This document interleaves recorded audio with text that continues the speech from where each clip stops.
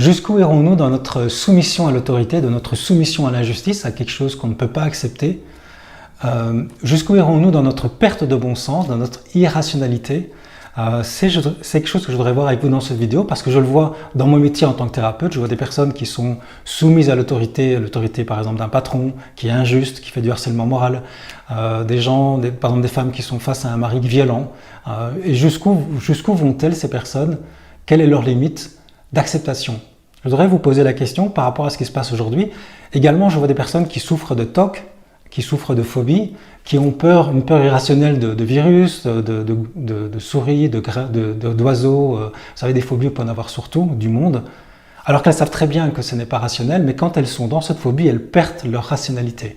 Et c'est un peu ce qu'on voit aussi aujourd'hui. Alors je voudrais construire cette vidéo sur trois images en fait pour démarrer. La première image, c'est une image très connue qui illustre bien ce qui se passe aujourd'hui. C'est l'image de la grenouille qui meurt ébouillantée dans une casserole parce que au début la grenouille va dans une casserole, la casserole commence à chauffer et comme l'eau n'est pas encore très chaude, c'est agréable pour la grenouille, elle se laisse aller, voilà, en plus il y a Netflix, il y a un canapé, elle est vraiment bien, elle ne bouge pas, c'est le confort et puis ça chauffe de plus en plus, c'est un peu comme un sauna, un jacuzzi, elle se détend, elle devient de plus en plus molle. Et à un moment donné, elle n'a plus l'énergie pour sortir et ça devient de plus en plus chaud, puis à un moment donné, elle meurt ébouillantée. Et ça illustre bien ce qui est en train de se passer actuellement, où si nous ne réagissons pas maintenant, une époque particulière, maintenant, là au mois d'août, septembre, octobre qui va arriver, ça risque d'être trop tard. Également une autre image qui me vient, c'est l'expérience de Stanley Milgram. Je ne sais pas si vous la connaissez. Milgram, c'est un psychologue dans les années 50-60 aux États-Unis. Il a fait une expérience fascinante qui est sous le couvert d'une fausse expérience sur la mémoire, à demander à des gens d'obéir à des médecins et d'envoyer des décharges électriques à des personnes qu'ils ne connaissaient pas, c'était des acteurs en réalité, des décharges électriques parce qu'ils répondaient mal à des questions de mémoire. Et on voit que la soumission des personnes à ces médecins a été catastrophique puisque une grande majorité des gens a torturé en envoyant des décharges électriques des personnes qu'ils ne connaissaient pas jusqu'à la mort pour un grand pourcentage. Et ça, on voit vraiment la soumission à l'autorité du grand public. Les pourcentages sont énormes et dans certains pays, c'est encore plus fort, comme par exemple en Allemagne. Et également, on a reproduit cette expérience il n'y a pas longtemps. Au Japon aussi, il y avait une grande soumission à l'autorité. Il y a plusieurs pays comme ça. Alors on a reproduit cette expérience en 2002. C'était fascinant. C'était des sociologues français qui ont fait ça. Ça a été retransmis par toutes les télévisions francophones. Et on s'est dit, au jour d'aujourd'hui, les gens sont un peu moins soumis à l'autorité. Et on a remplacé l'autorité médicale par l'autorité médiatique. Et on s'est rendu compte, malheureusement, et c'était vraiment en grande dame des psychologues et des sociologues, c'est qu'il y avait plus de soumission à l'autorité qu'avant. Les gens allaient encore plus loin dans la soumission à l'autorité médiatique, était plus forte. La puissance médiatique, comme quand on est conditionné médiatiquement, vous avez un grand nombre de gens qui allaient torturer des personnes en envoyant des décharges électriques. Je vous rappelle l'émission, je mettrai le lien de l'émission dans la description de la vidéo, vous allez voir, il y aura plein de ressources dans la description de la vidéo. Et aller même jusqu'à tuer la personne en fait, avec des décharges dépassant 300 volts, 400 volts. Donc on voit, la personne perd sa raison, normalement elle ne le ferait jamais, mais pris dans une sorte de conditionnement médiatique et médical, parce qu'il y avait un médecin qui était là pour dire « vous inquiétez pas, je prends la responsabilité », les gens obéissaient et allaient jusqu'à tuer. Alors ceux qui résistaient, il y en avait très peu, c'est souvent ceux qui avaient un grand attachement au droit des libertés, à la liberté, aux droits de l'homme, ou qui avaient vécu même des traumatismes, des traumatismes des guerres par exemple, des gens qui avaient été soumis à l'autorité, qui avaient fait des ravages en fait. Donc, ce qu'on vit aujourd'hui va être vraiment l'opportunité de travailler sur soi. Et la troisième image qui me vient, c'est une phrase de l'archevêque Desmond Tutu, l'archevêque anglican, qui est en Afrique du Sud, qui a été prix Nobel en 1984 et qui avait eu comme tâche de mettre un éclairage sur tous les crimes commis par l'apartheid. Et il a mis en avant cette théorie de la réconciliation. Et il disait, cette phrase qui est très à propos aujourd'hui, c'est si vous êtes neutre alors qu'il y a de l'injustice, vous êtes du côté de l'oppresseur. Et cette phrase a été dite également par Gandhi, par Martin Luther King, autrement d'ailleurs, c'est genre, le monde va si mal, pas tant à cause des méchants, mais surtout à cause de tous ceux qui laissent faire sans rien dire. Alors j'avais fait une vidéo déjà sur le sujet de l'actualité avec les masques et les pro-masques et les anti-masques. En réalité, c'est pas les anti-masques, ce sont juste des personnes qui souhaitent la liberté de le porter ou pas ce masque. Donc il y a vraiment j'avais fait une vidéo là-dessus avec tout un texte là-dessus. Et j'ai été très étonné de voir que mon texte a été partagé plus de 300 fois, donc je suis content. Puis il y a plein de gens qui ont rejoint ma communauté en quelque sorte, par email ou en vidéo. Et donc j'en profite pour faire passer ce message, parce que vous avez remarqué que dans la vidéo, je vais aller un peu plus loin aujourd'hui, c'est que j'ai dit que c'est important de développer de l'empathie, de rester dans l'amour, de vibrer, de rester en paix, et d'essayer toujours de comprendre l'autre qui pense différemment, pour développer la conscience, pour s'unir contre le vrai ennemi. J'en avais parlé dans le texte, dans la vidéo, le vrai ennemi ce sont les médias qui divisent pour mieux régner en quelque sorte, qui créent ces divisions, qui ne permettent pas un débat productif et serein, qui met une propagande de peur en plus. Donc j'avais dit dans cette vidéo que c'est important d'être empathique, mais ça ne veut pas dire être neutre. J'avais aussi dit dans la vidéo ou dans le texte que j'ai moi-même un parti, j'ai une position, et je l'exprimais d'ailleurs dans les débats. C'est comme ça que j'en suis arrivé à cette notion d'importance de non-violence. Et en même temps, on peut être non-violent et empathique et se positionner. Les deux ne sont pas du tout incompatibles. Alors je vois dans ce qui arrive aujourd'hui un problème de soumission vraiment très flagrant, et ce sont les médias qui sont responsables de ça. Le conditionnement des médias. Comme dans l'expérience de Salle Milgram, on est vraiment soumis à... On se déresponsabilise en fait. Parce que si je vous pose la question, ok, vous mettez le masque, mais jusqu'où irez-vous le mettre? Si je vous demande de le mettre pendant 3 ans, comme le dit le ministère de la Santé canadienne, il dit, je ne sais pas si vous êtes au courant, mais c'est dingue, vous allez le mettre au moins pendant 3 ans ce masque. Ou peut-être même tout le temps, jusqu'au vaccin. Est-ce que vous êtes d'accord d'aller jusqu'à cette limite, de le mettre tout le temps? De le faire mettre à vos enfants quand ils arrivent à l'école, d'avoir vos enfants qui sont parqués dans des sortes de cages, on a vu ces photos en Asie, où c'est des cages transparentes avec des distances, et les petits enfants qui arrivent à l'école, qui ne peuvent pas voir leurs parents, qui doivent garder des distances. Est-ce que c'est vraiment le monde dans lequel vous voulez vivre? Parce que c'est vraiment vers là qu'on va. On voit des pays comme l'Allemagne, comme la Nouvelle-Zélande, comme l'Australie, comme l'Angleterre, dans certains endroits, ils vont jusqu'à mettre des lois pour avoir le droit d'aller chercher un enfant pour le mettre dans un centre, parce qu'il serait positif. Hein, vous savez, on met ce test dans le nez, on traverse le nez jusqu'à la barrière encéphalique, c'est très dangereux d'après certains médecins. Des tests d'ailleurs qui ne sont pas du tout fiables, puisque tout le monde a eu un peu le virus, donc tout le monde va se déclarer positif. Et puis l'inventeur du test lui-même dit que ce n'est pas fiable, pas à 100% fiable. Et donc, parce qu'un enfant a été testé positif, dans ces pays-là, il y a vraiment des lois qui disent qu'il doit rester seul dans une pièce, même ses parents ne peuvent pas manger avec lui. Et s'ils le font, ils enlèvent l'enfant. Ils se donnent le droit d'enlever l'enfant, comme ils se donnent le droit de vacciner de force également. Il y a des propositions de loi qui vont dans ce sens. Mais renseignez-vous, parce que dans les médias traditionnels, on en parlera très peu, mais ça devient vraiment très très grave. Et il y a en Australie, par exemple, il y a des policiers qui vont jusqu'à casser des vitres de voiture parce que la personne ne respecte pas les consignes de sécurité à l'intérieur de sa propre voiture. Vous voyez en fait la folie vers laquelle on va. Alors si vous vous dites, mais non, mais les gouvernements ne sont pas fous, les gouvernements sont rationnels, veulent notre bien, ben oui, bien sûr, les gouvernements ont toujours été gentils, c'est bien connu.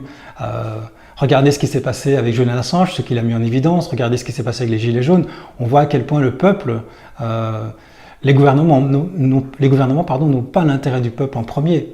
Et on voit d'ailleurs les crimes de certains gouvernements qui vont à l'encontre des intérêts du peuple. Et c'est juste une question de bon sens, de rationalité. Pourquoi est-ce qu'on ne le voit pas? Qu'est-ce qui nous empêche d'être rationnel par rapport à ça? Parce qu'on voit qu'une grande partie de la population continue à faire confiance au gouvernement, continue à faire confiance aux médias et ne se pose pas de questions. Et là, c'est là qu'on voit la puissance de l'émotionnel, parce que je pense que c'est l'émotionnel. Vous savez, en tant que thérapeute, je vois des personnes qui sont dans des émotions parfois très fortes et qui perdent la raison. Perdre la raison, c'est pas vraiment devenir fou forcément comme pour aller dans un asile psychiatrique, mais c'est ne plus avoir de bon sens. Les gens qui souffrent de TOC, les gens qui ont des phobies irrationnelles comme ça, il y a une perte de raison. Ils savent très bien, par exemple, que l'avion est le moyen le plus sûr, mais ils ont très peur, ils sont plus raisonnables, ils ont perdu la raison à ce moment-là. Les gens qui ont la phobie des souris ou des guêpes, ou je sais pas moi, des oiseaux ou des grenouilles, ils perdent la raison. Ils savent très bien que c'est pas dangereux, mais c'est plus fort qu'eux. L'émotionnel prend en otage la raison, comme on dit en intelligence émotionnelle. Et bien ici, c'est un peu la même chose avec les médias, qui crée de l'émotionnel anxiogène, puisqu'en fait, à force de comptabiliser les morts et de tronquer les chiffres, en plus les médias font mal leur travail, puisqu'on sait aujourd'hui qu'il n'y a pas plus de morts que les années précédentes, mais les médias mettent en avant des chiffres, mettent en avant le chiffre des positifs, au lieu de mettre en avant le chiffre des décès, qui est quasi nul. Donc on voit qu'il y a une perte de bon sens, les gens ne le voient pas, donc les gens écoutent ces médias et ont peur, et l'émotionnel empêche d'utiliser sa raison.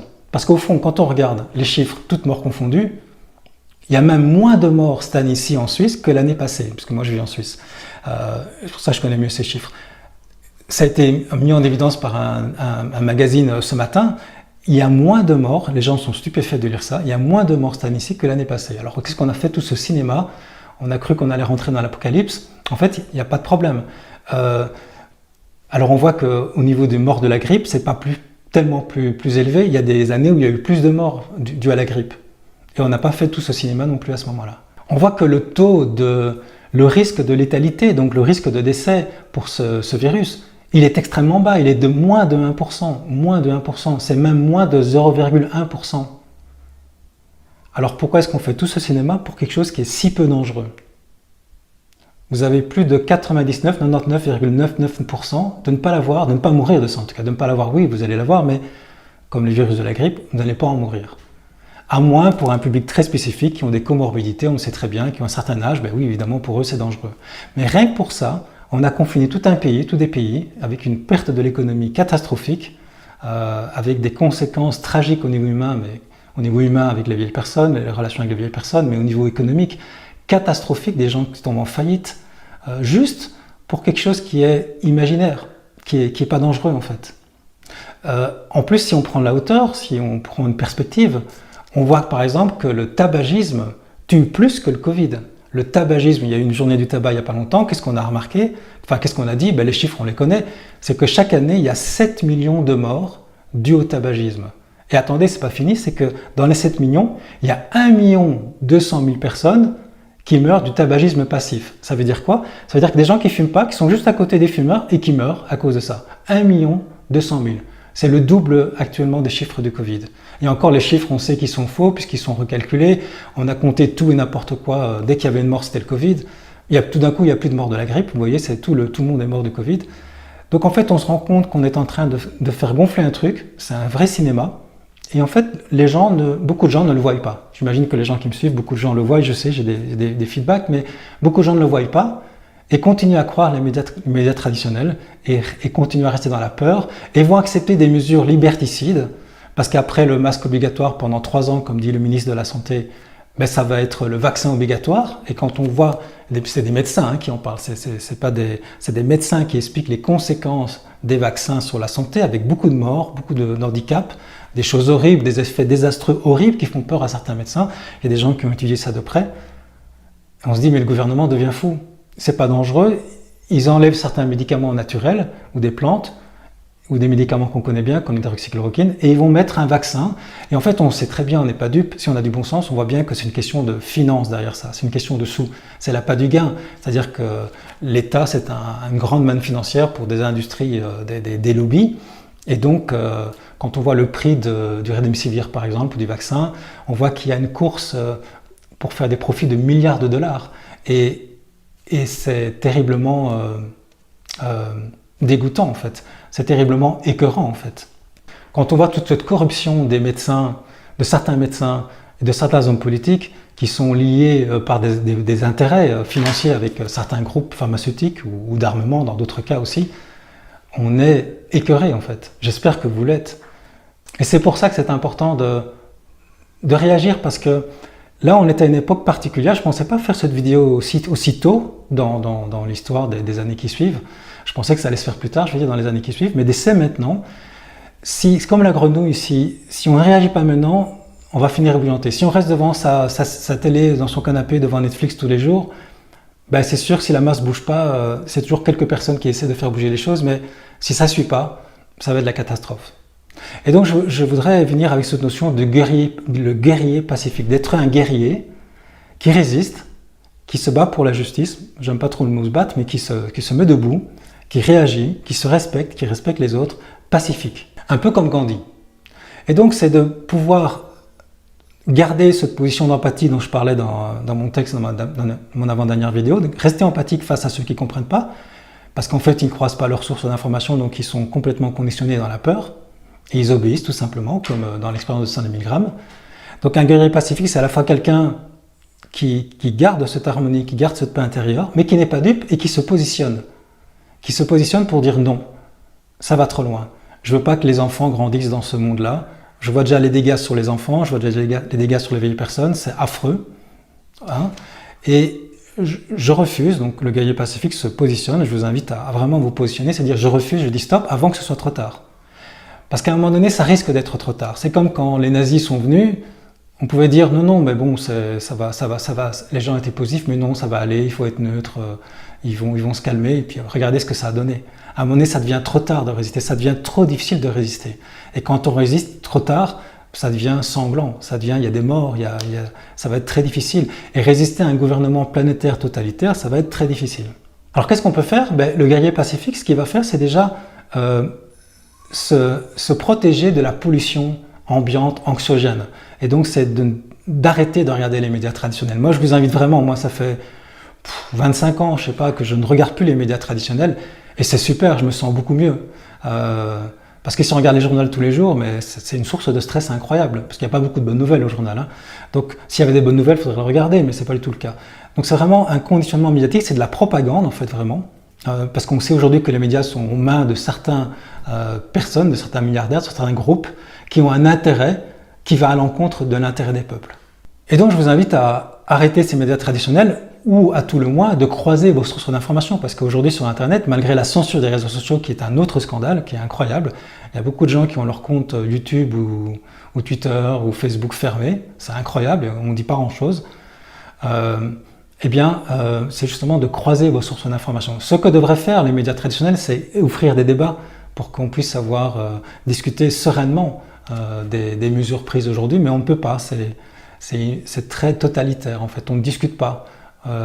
On insulte, complotiste, j'avais fait une vidéo là-dessus.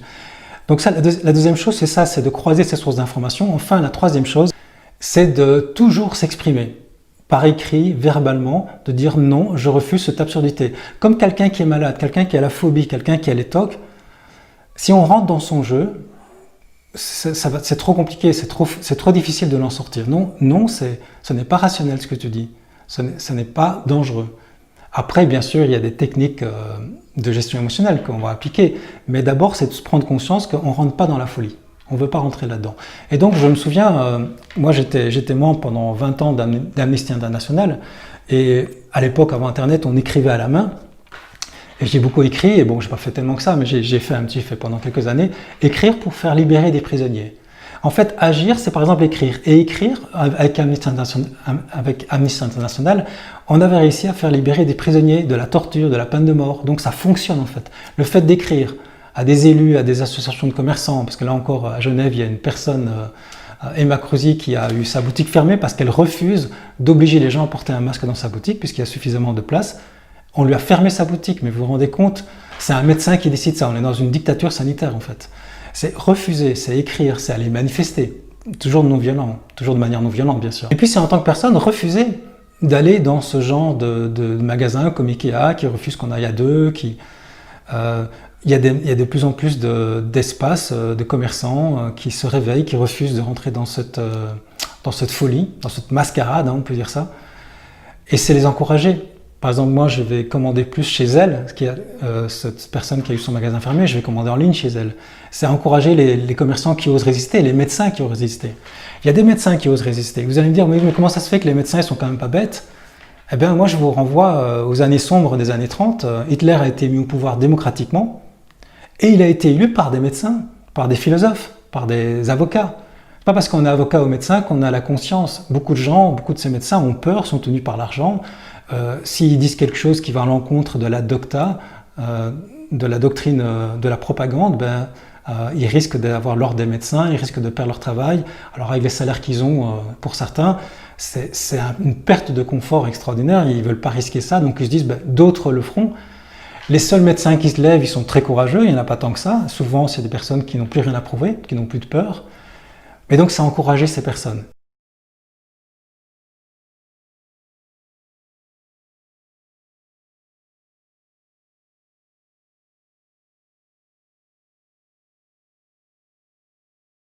Et puis c'est exprimer constamment sa résistance, qu'on refuse de rentrer dans un monde dictatorial, avec une dictature sanitaire qui va utiliser la violence pour faire vacciner les gens de force. Alors peut-être effectivement en injectant dans les vaccins en plus un traçage numérique, où on va devenir des numéros qu'on va pouvoir contrôler à distance.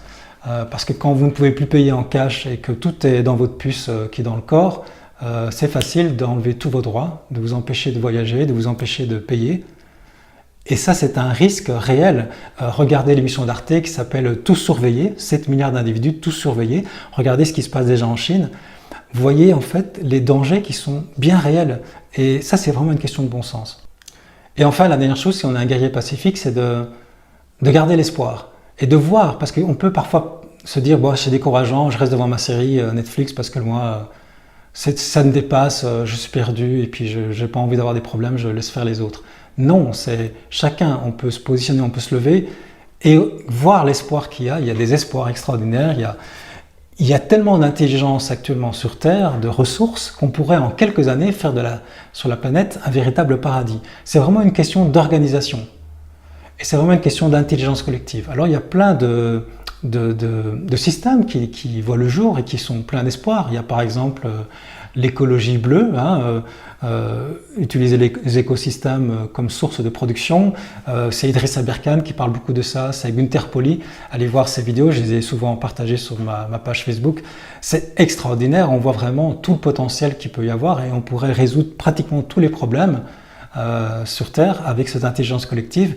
Il y a le paradisme également, il y a aussi la démocratie directe de Étienne Chouard qui est extraordinaire. En fait, il y a plein de solutions qui existent, il y en a certainement d'autres qui montrent qu'on pourrait vraiment s'organiser autrement, mais pour ça, ça demande de refuser la dictature qui s'en vient.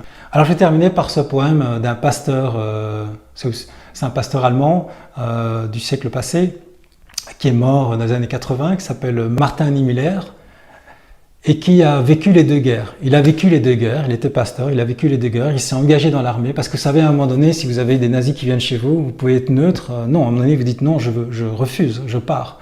Ou si vous avez quelqu'un de violent qui rentre dans votre maison, vous n'allez pas dire « Ah non, moi je suis neutre, je suis dans l'empathie ». On doit se positionner. À un moment donné, on est obligé de se positionner. Ça n'empêche pas qu'on peut être dans l'amour et dans la paix intérieure, tout en se positionnant. C'est vraiment ça le guerrier pacifique. Et je termine avec sa phrase, c'est devenu un poème, son texte qui disait quand ils sont venus chercher les communistes, je n'ai rien dit parce que je n'étais pas communiste. Et puis quand ils sont venus chercher les syndicalistes, je n'ai rien dit car je n'étais pas syndicaliste. Et puis quand ils sont venus chercher les juifs, je n'ai rien dit parce que je n'étais pas juif. Et puis quand ils sont venus me chercher, il n'y avait plus personne pour protester. Alors pour éviter ça, je vous invite, pour ceux qui ne le font pas encore, à arrêter d'écouter les médias traditionnels, de reprendre un peu de bon sens, de raison, et d'arrêter de se soumettre à l'autorité. Être un rebelle sans se mettre à genoux, comme une étincelle dans ce monde de fous. Être un rebelle sans se mettre à genoux, comme une étincelle dans ce monde de fous.